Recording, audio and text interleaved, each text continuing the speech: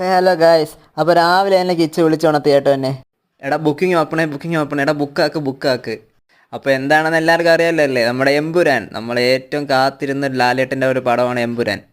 അപ്പോൾ അതിൻ്റെ pre booking എല്ലാം ഇന്ന് രാവിലെ 9 മണിക്ക് തന്നെ തുടങ്ങി. ഞാനൊരു 8:55 ആയപ്പം ലാപ്പൊക്കെ ഓണാക്കിയത് സിസ്റ്റമൊക്കെ സെറ്റ് ചെയ്ത് വെച്ചു.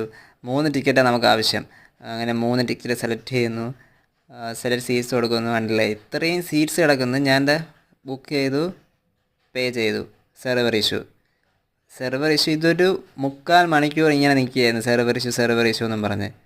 അത് കഴിഞ്ഞ് പിന്നെ ഞാൻ ഫോണിലോട്ട് നോക്കിയപ്പോഴും സെയിം ഇഷ്യൂ. സിനിപോളിസിൽ സെർവർ ഇഷ്യൂ. ഇത് ആക്ച്വലി കൊച്ചിയാണ് കേട്ടോ. അപ്പോൾ ഞാനിപ്പോൾ ട്രിവാൻഡ്രം നാട്ടിലായിരുന്നെങ്കിൽ ഫാൻസിൻ്റെ ടിക്കറ്റ് തന്നെ നേരത്തെ സെറ്റ് ചെയ്ത് വയ്ക്കുമായിരുന്നു. നമ്മളാദ്യം കവിതയിലാണ് നോക്കിയത്. അപ്പോൾ അവസാനം ആ കവിതയെന്ന് പറയുന്ന ആ തിയേറ്റർ ഉൾപ്പെടെ ഇവരെടുത്ത് മാറ്റിക്കളഞ്ഞു. അത്രയ്ക്ക് സെർവർ ഡൗൺ ആയിപ്പോയി. പിന്നെ എവിടെയെങ്കിലും ഒന്ന് കണ്ടാൽ മതി എന്നും പറഞ്ഞ് അവസാനം സവിതയിൽ പോയി സെലക്ട് ചെയ്തു.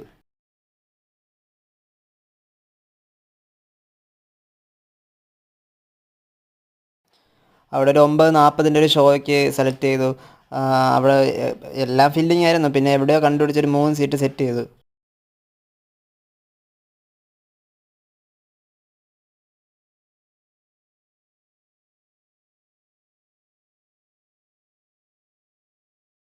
അങ്ങനെ പേയ്മെൻറ്റിൻ്റെ ഓപ്ഷനൊക്കെ വന്ന് പേ ആയാൽ കൊള്ളാം.